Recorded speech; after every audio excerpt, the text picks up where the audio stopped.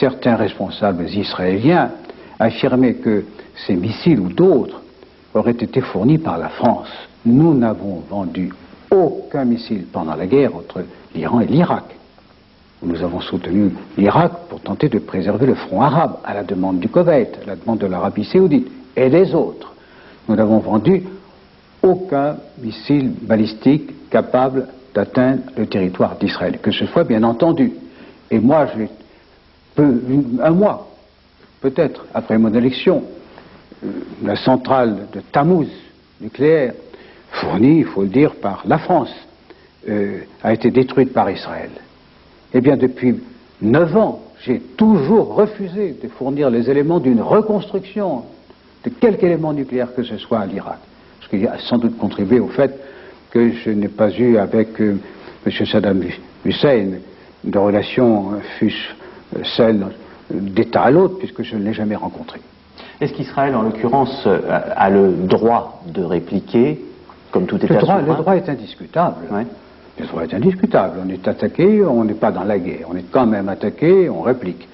Mais Israël comprend, j'imagine, le souci extrême qu'ont ceux qui sont dans ce conflit, d'une façon active, comme les États-Unis, comme la Grande-Bretagne, comme la France, et puis les autres, que l'on n'arrive pas précisément à tomber dans le piège tendu par M. Saddam Hussein, à savoir, il s'agit d'une guerre entre Israël et les Arabes, et les puissances occidentales sont dans le camp d'Israël. Non, le problème ne se pose pas dans ces termes.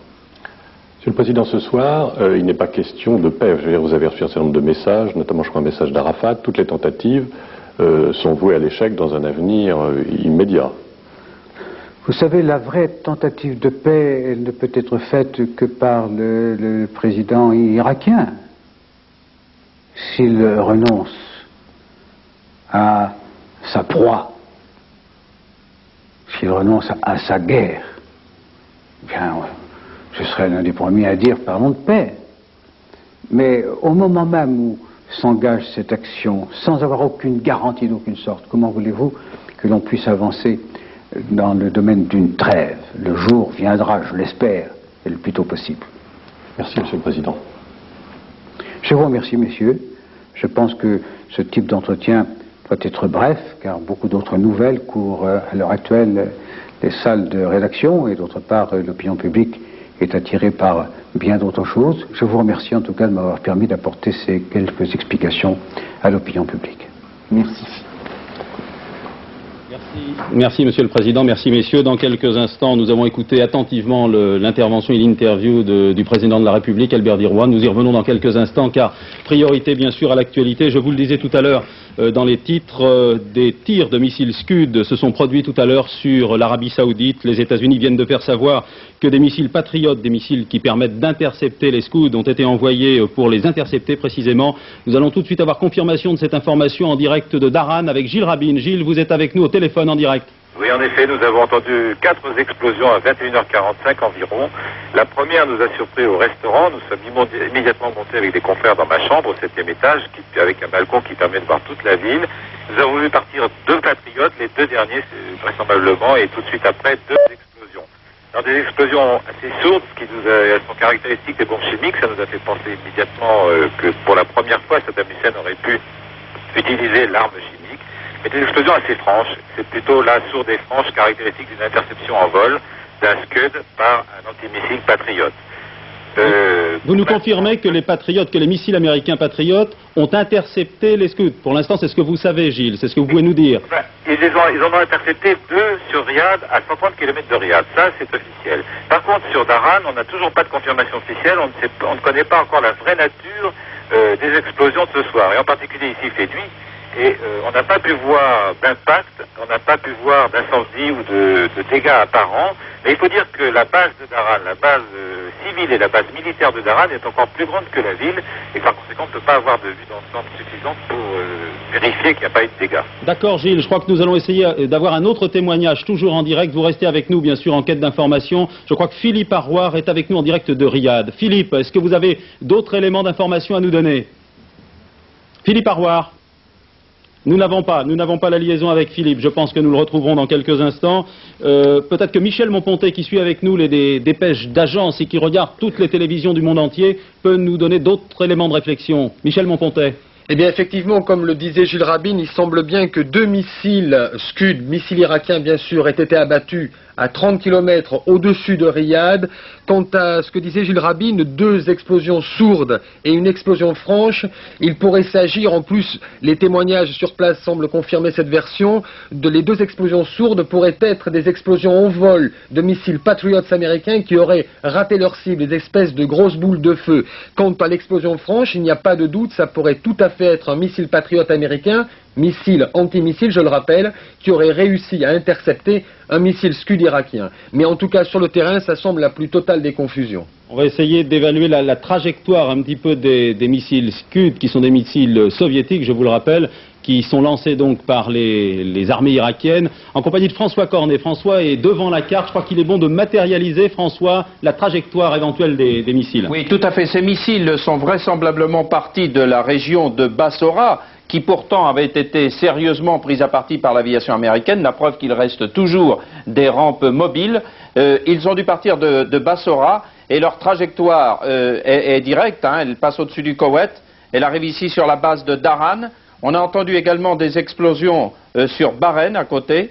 Il y a vraisemblablement eu 1 ou 2 missiles de tirés sur Bahreïn et sur Riyad, c'est-à-dire en ligne droite, directe, comme ça. Ce sont vraiment, vu les distances, des missiles qu'on appelle trafiqués, vous savez, plus allongés que les autres, trafiqués par les ingénieurs irakiens, qui emportent une charge moins faible, moins importante, puisqu'on est obligé de mettre plus de carburant pour allonger sa trajectoire. C'est d'autant plus étonnant, François, vous me parliez du départ de Bassora tout à l'heure, que les Américains annoncent dans une dépêche d'agence qu'ils ont pilonné Bassora cet après-midi. Oui, mais bien sûr, dans la région de Bassora sont recentrées, comme vous le savez, les troupes d'élite, la garde républicaine de Saddam Hussein, et on est en train de pilonner, l'aviation en ce moment est en train de pilonner cette région pour essayer d'affaiblir cette garde républicaine qui se trouve là-bas avec ses chars. Mais comme on le disait à maintes reprises, les missiles mobiles, eux, ne sont pas faciles à détecter. La preuve qu'il en existe encore beaucoup. Merci, je vous arrête. Excusez-moi, car nous avons Riyad, je crois, en direct. Philippe Arroir, vous nous confirmez l'information. Est-ce que vous avez d'autres éléments de réflexion ce soir?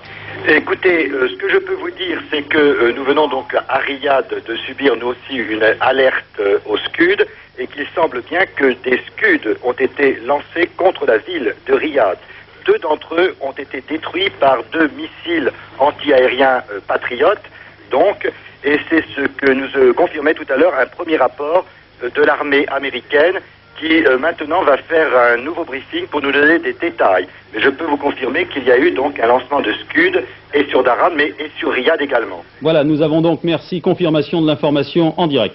Albert Duroy, nous avons donc fait le point actualité. Évidemment, nous ne pouvions pas y échapper. Vous avez écouté attentivement le président de la République. Alors, tout de suite, un premier commentaire. L'objectif essentiel, c'est la libération du Koweït, mais s'il le faut, nous combattrons en Irak. C'est ce qu'a dit le président. Oui, je crois que la préoccupation principale du président de la République, en parlant pour la première fois depuis 4 jours, depuis le déclenchement des hostilités, c'était de dissiper quelques confusions qui avaient pu s'établir dans certains esprits, y compris gouvernementaux, ces derniers jours, et de bien confirmer que la France s'engageait sans restriction dans cette guerre, après avoir tout fait pour tenter de l'éviter.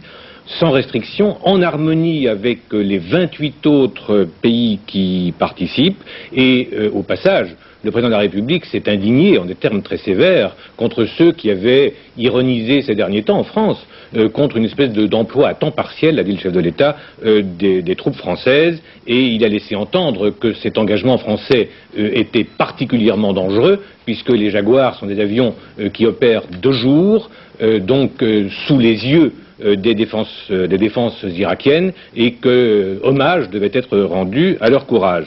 La France s'engage sans limitation géographique non plus, et le président de la République a répété une fois de plus que rien n'empêchait les troupes françaises d'intervenir au-delà de la frontière irakienne. Apparemment d'ailleurs, il y a une allusion qui laisse penser que les opérations terrestres françaises, lorsqu'elles commenceront, viseront le territoire irakien. 2 autres petites précisions apportées par le chef de l'État. La première, il fait une claire différence entre l'utilisation des fusées Scud contre l'Arabie Saoudite, qui est logique, puisque la guerre est de ce côté-là, mais contre Israël, en revanche, il a parlé de provocation. Il a reconnu à Israël le droit de riposter à cette provocation, mais il a invité les Israéliens à une grande prudence en cette matière. Enfin, dernier point, le chef de l'État a insisté vis-à-vis de la communauté musulmane en France, mais aussi de la communauté musulmane dans le monde, a insisté sur le fait que la coalition internationale avait volé au secours d'un pays arabe avec d'autres États arabes et que donc on ne pouvait pas présenter le conflit actuel comme un conflit entre le monde arabe et les autres pays occidentaux. Un dernier mot, la question lui a été posée, est-ce que ce conflit va durer des semaines ou des mois? Le chef de l'État a été très prudent, mais il a pensé, comme d'ailleurs la plupart des Français, ainsi que l'indiquent les sondages, il a pensé que ce conflit pouvait durer quelques semaines. Albert Duroy, merci. Depuis le début de la guerre du Golfe, beaucoup reprochent à la France d'avoir suralimenté l'armée irakienne. Les accusations sont d'autant plus violentes que certaines de nos armes peuvent fort bien, vous le savez, se retourner contre nous dans les jours qui viennent. François Mitterrand l'a rappelé tout à l'heure avec insistance, les missiles qui ont touché Israël ne sont pas de fabrication française. Mais pour le reste, on a vendu des Mirages, des lance-roquettes et des batteries d'artillerie. Voici le catalogue des ventes françaises à l'Irak, feuilleté par Jacques Violet. Si l'armée irakienne est équipée à près de 80% avec du matériel soviétique, la France a malgré tout beaucoup vendu à l'Irak et dans tous les domaines. L'aviation, 94 Mirage F1 équipés d'Exocet et une demi-douzaine d'hélicoptères Super Frelon. Un gros hélicoptère qui peut lui aussi tirer les missiles Exocet. Pour les missiles, au début du conflit et selon les experts militaires, l'Irak avait encore un stock d'une centaine d'Exocet. Pour les Exocet récupérés par l'Irak, au moment de l'invasion du Koweït le 2 août, ils ont été détruits par les Jaguars lors des premières missions vendredi et samedi. En plus du redoutable missile Exocet, la France a vendu toute une gamme de bombes, lance-roquettes et missiles. Le Crotal, un système d'armes pour la protection des armées de Thompson, ainsi que l'AS-30 et le Magic de Matra. Pour la protection et la détection, l'Irak avait également acquis des systèmes radars français. Dans le domaine de l'artillerie, l'Irak possède une quantité de batteries de 155 à tir rapide dont le nombre est resté secret. Des batteries d'artillerie spécialement fabriquées dans nos usines pour l'exportation et dont l'armée française n'est pas équipée. La France a également vendu des quantités impressionnantes d'obus, notamment pendant et après la guerre Iran-Irak. Dans le domaine chimique, la France n'a jamais rien vendu à l'Irak. Enfin, il faut savoir que la facture globale de ces armes s'élèverait à 40 milliards de francs, une facture qui d'ailleurs n'aurait pas été payée. Oui, suite de l'actualité en direct, je l'apprends à l'instant même, les sirènes de l'alerte aérienne résonnaient ce soir à Bahreïn et tous les habitants ont reçu pour consigne de rester chez eux jusqu'à plus ample information. Des témoins ont déclaré avoir entendu des tirs de DCA. C'est la suite de toutes les alertes que nous évoquions tout à l'heure avec nos envoyés spéciaux. Alors en attendant d'éventuelles réactions à l'interview de François Mitterrand, revenons à l'actualité de ces dernières 24 heures. Les premiers missiles patriotes ont donc été déployés en Israël. Il s'agit de contrer d'éventuelles attaques des fusées irakiennes, notamment les Scud. Ces deux batteries de missiles constituent sans doute la compensation américaine à la retenue dont ont fait preuve les Israéliens après les deux attaques irakiennes. À Jérusalem, reportage d'Olivier Lerner et Michel Gianoulatos. On les appelle les patriotes, derniers nés de la famille des missiles américains, désormais braqués en direction de l'Irak. Ces missiles sol-air n'ont qu'une fonction, détruire les missiles irakiens. Véritables remparts volants, ils sont opérationnels tout de suite en cas d'attaque. Ces missiles antimissiles américains, répartis depuis cette nuit un peu partout en Israël, seront peut-être appelés à intervenir dès ce soir. Rien n'indique en effet que Bagdad n'attaquera plus. Les militaires américains sont maîtres d'œuvre autour du Patriot. Des soldats étrangers participant directement à la défense d'Israël, c'est un fait sans précédent dans l'histoire du pays. Les Israéliens n'ont pas d'état d'âme, ils ne sont pas gênés par la présence des GI. C'est bon pour nous, les Américains nous apportent davantage de sécurité. C'est la première fois que ces missiles sont utilisés en Israël. Les Américains doivent former les Israéliens, c'est normal. On se sent plus en sécurité avec eux. Mais les Américains ne couperont pas forcément la route des missiles irakiens. Je ne crois pas que ce problème va finir avec les patriotes. C'est seulement comme ça, comme un machin psychologique. C'est tout. Et ce Palestinien déclare mieux vaut faire la paix plutôt que de s'envoyer des missiles. À Jérusalem-Est, les dirigeants palestiniens affirment encore qu'Israël est devenu le 51e État des États-Unis. On n'a pas fini, ici, de commenter la présence de ces GIs autour des patriotes.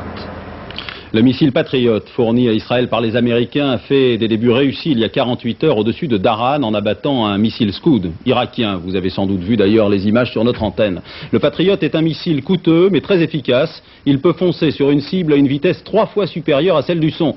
C'est un peu la guerre des étoiles avant l'heure. Patrick Esther.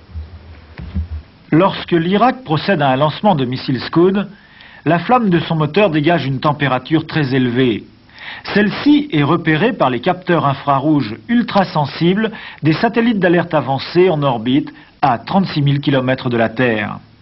Ces satellites envoient l'information vers un centre de contrôle au sol qui lui-même va assurer le suivi au radar de la trajectoire du missile agresseur. Lorsque cette trajectoire passe dans une zone d'intervention d'un système antimissile de type Patriot, les coordonnées de la cible sont transmises à la batterie chargée de procéder au tir. Chaque batterie de 4 engins antimissiles dispose de son propre système de radar de tir. C'est lui qui, en quelques millièmes de seconde, procède aux ultimes réglages de l'engin. Cet antimissile de 4 mètres de long, une fois mis à feu, est capable de se diriger seul vers le missile à détruire. Doté d'un moteur à poudre, il accélère jusqu'à 3000 km/h, peut atteindre 5 km d'altitude et toucher une cible dans un rayon de 60 km. Une arme défensive utilisée pour la première fois vendredi à Daran. Nous allons tout de suite appeler Jérusalem pour voir quelles sont les dernières réactions. Ce matin, le gouvernement a approuvé la politique de retenue adoptée par le Premier ministre Isaac Shamir, mais on estime généralement que la menace des missiles irakiens plane toujours sur Israël. Bref, on reste vigilant. Charles Anderlin, à Jérusalem. En Israël ce soir, l'alerte est maintenue. Il est conseillé de garder avec soi en permanence le kit anti-gaz et dans le centre et le nord du pays de dormir à proximité des pièces étanches. Cela dit, à Jérusalem, le secrétaire d'État adjoint Lawrence Eagleburger poursuit ses entretiens avec le Premier ministre Yitzhak Shamir. Des entretiens qui, avec l'arrivée des missiles patriotes, soulignent, selon les commentateurs, le renforcement de la coopération stratégique entre les deux pays. Apparemment, il n'est pas question, pour l'instant, d'une clause politique de concession américaine dans ce domaine. En tout cas, les dirigeants israéliens estime qu'à présent, Washington comprend mieux les problèmes de sécurité qu'a l'État d'Israël dans cette région du monde et en tiendra compte dans les futures négociations sur le problème palestinien notamment. Merci Charles. Israël recueille donc les premiers fruits de son refus de répliquer aux attaques irakiennes. Le président Bush a tout fait pour obtenir cette modération. Nous ferons un peu de prospective tout à l'heure avec Jacques Abouchard qui nous attend en direct de Washington. En attendant et comme chaque soir, voici les dernières informations qui jalonnent la guerre du Golfe. Aujourd'hui encore, les raids aériens de la coalition internationale se sont poursuivis à une cadence, paraît-il, infernale, mais Saddam Hussein est sorti de sa réserve pour dire que les Alliés ont été touchés. Le suivi de l'actualité est assuré par Florence Mavic et Patrick Boitet. Ils creusent, chacun son abri personnel.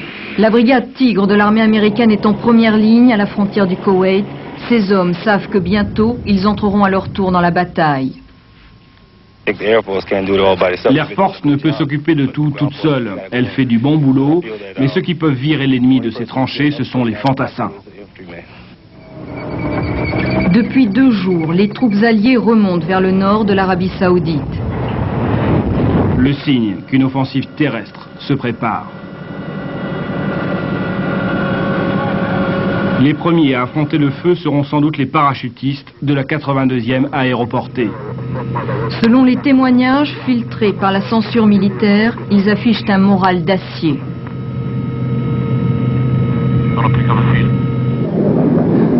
Ils sont résolus, déterminés, confiants. Ils veulent en découdre.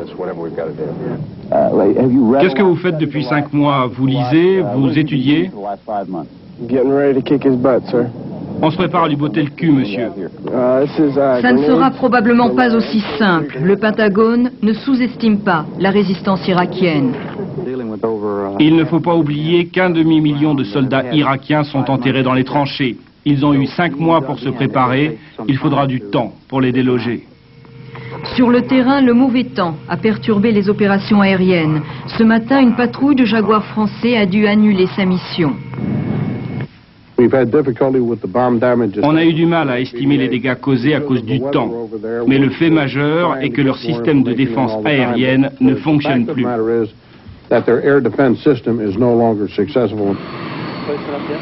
Les pilotes de Jaguar britanniques